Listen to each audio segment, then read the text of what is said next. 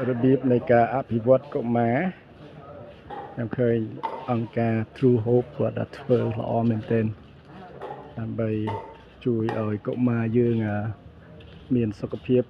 រាងកាយមាំមួនណាហើយបើសិនជា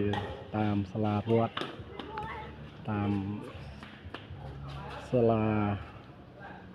គាត់ធ្វើនេះល្អខ្លាំងណាស់ដើម្បីឲ្យកុមារយើងមានទីតាំងឡើងលេង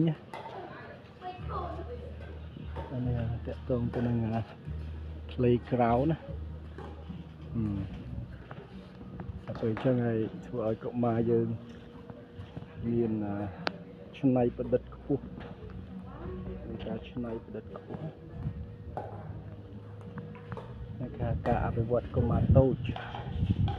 សូមអរគុណសម្រាប់ស្ថាបនិកអង្គការបានធ្វើទីតាំងនេះសម្រាប់កុមារកម្ពុជាផងយើង